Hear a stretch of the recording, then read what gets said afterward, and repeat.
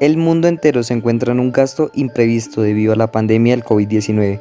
Desde el año pasado, cuando cada gobierno estaba analizando y distribuyendo su presupuesto, no contaba con que habría un enemigo invisible, el cual requeriría de mucho más dinero. Cada gobierno ha tenido que adquirir más ventiladores, tapabocas y equipos de protección, y aumentar la capacidad hospitalaria. Además, los gobiernos han tenido que entregar ayudas económicas a las personas más damnificadas y de bajos recursos, así también como dar mercados. Esto hace que el coronavirus pase una factura bastante alta. Hoy vamos a ver los países que más han gastado dinero para darle manejo a esta pandemia. Empecemos. Un equipo de investigadores de la Universidad de Columbia, Estados Unidos, ha estado monitoreando la cantidad de recursos que los gobiernos en 168 países han invertido para enfrentar la pandemia del coronavirus. Enormes paquetes fiscales de emergencia están inyectando dinero a la economía para mitigar los efectos de una crisis económica global que, según los pronósticos de expertos y organismos internacionales, será la peor desde la Gran Depresión del año 1929. En estas inéditas circunstancias, el deseo por parte de los gobiernos es de mantener el equilibrio fiscal y no incurrir en gastos fuera del presupuesto que quedó plasmado en el año pasado, en la medida que los contagios y las muertes se expanden rápidamente casi a todos los rincones del planeta.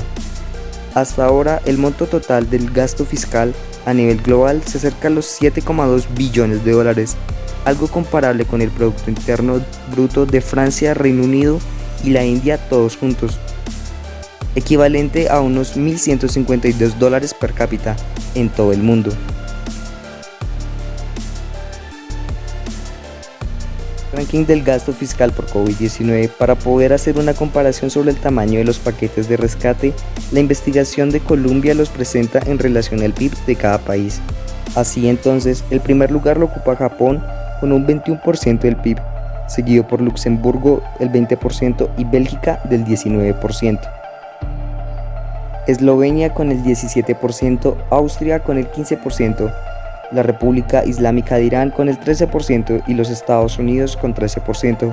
También en la lista se encuentran Qatar con 13%, al igual que Singapur, y Suecia con el 12%.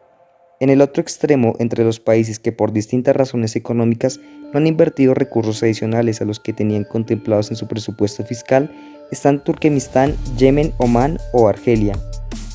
¿Y por qué hay tanta diferencia entre el dinero invertido para manejar la crisis? Sin duda, los países más ricos tienen más posibilidades de aumentar su gasto fiscal, pero no es el único factor.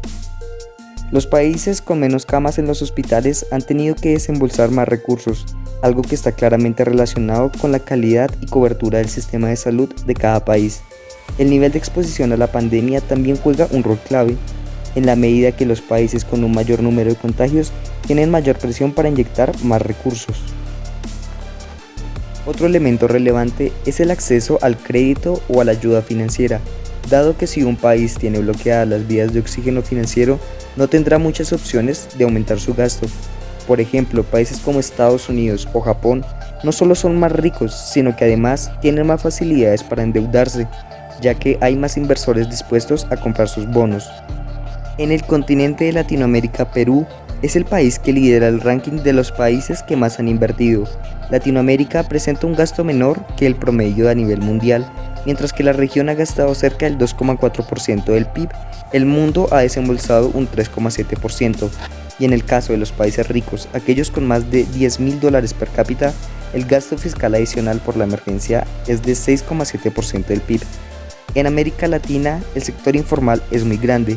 Eso hace que la recaudación de impuestos sea baja y por lo tanto el tamaño de los paquetes está más reducido.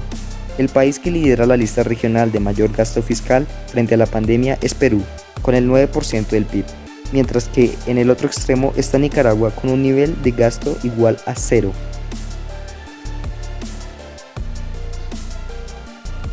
Más grande no es mejor. No hay que confundir el tamaño del paquete con la efectividad, sino que hay que analizar el contenido del paquete, debido a que lo más importante es cómo se gasta o se invierte el dinero, no solo la cantidad de dinero. Un paquete más grande no significa un paquete mejor, debido a que en países como Colombia puede presumirse de grandes cantidades de dinero para la alimentación de personas, pero en algunos lugares del país estos costos son más elevados de lo normal, Es decir, en esta crisis han visto un espacio para enriquecerse en los gobernantes y hacer corrupción. Además, ¿en qué se está gastando el dinero? En darle crédito a las empresas pequeñas, en rescatar empresas grandes, en los desempleados, en los informales, en los bancos. Esto es muy importante. El seguimiento hecho por el equipo de Columbia incluye el gasto adicional al presupuesto aprobado por los países para este año. En este sentido, incluye en sus datos recursos frescos y deja fuera resignaciones dentro del mismo presupuesto. Eso podría explicar en parte por qué en otras investigaciones sobre los paquetes económicos para enfrentar la pandemia, los valores son distintos. Por ejemplo, un análisis hecho por el Banco Interamericano de Desarrollo BID, Política y Gestión Fiscal durante la pandemia y la pospandemia en América Latina y el Caribe, centrado en los recursos totales anunciados por los gobiernos, incluyendo gasto directo, reasignaciones, préstamos a los bancos y otros factores, arroja que el costo de estos paquetes llega al 4,1% del PIB de Latinoamérica. Con estos parámetros, Chile ocupa el primer lugar de la lista con un 15,1% del PIB, seguido por Perú del 11,1% y Colombia con cerca del 8%. Pero ¿podrían los gobiernos quedarse sin dinero para cumplir todas las necesidades económicas? Además, ¿de dónde sale el dinero para cubrir todos estos gastos? Las entidades internacionales a las que pueden acudir los países son el Banco Mundial y el FMI para sobrellevar los efectos de la crisis sanitaria. El FMI anunció el mes pasado que pondría a disposición unos 50.000 millones de dólares, un monto que equivale a casi la mitad del Producto Interno Bruto de Ecuador y es superior al de Bolivia.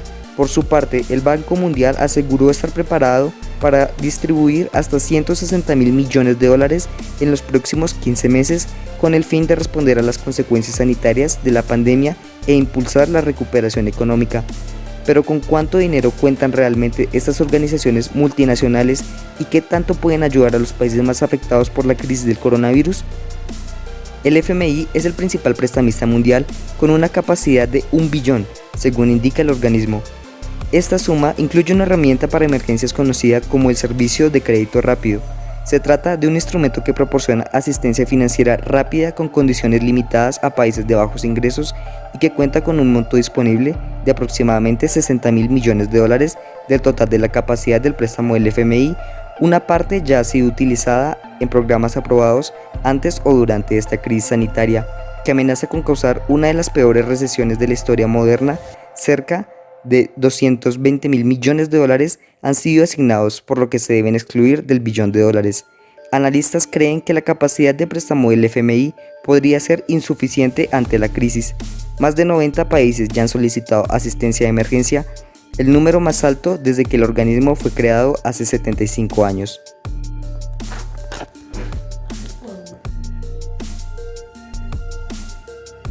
No obstante, estos préstamos han sido criticados por su falta de transparencia.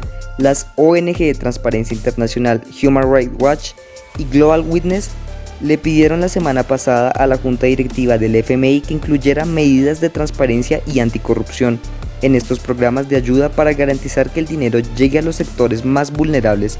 La principal fuente de financiamiento del FMI son las llamadas cuotas que pagan los países miembros y que se calculan según el tamaño de su economía. Además, el FMI cuenta con 2 mecanismos multilaterales de crédito permanentes, los llamados nuevos acuerdos para la obtención de préstamos y los acuerdos generales para la obtención de préstamos. Estos se pueden activar si se considera que el sistema de cuotas es insuficiente para satisfacer las necesidades de los países miembros en una crisis financiera.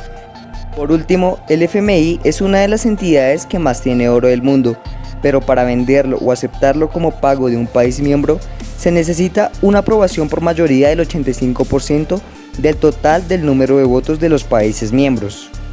En conclusión, puede que el dinero alcance para suplir todas las necesidades económicas de los países en esta pandemia, pero sin embargo, es necesario una correcta distribución de los recursos.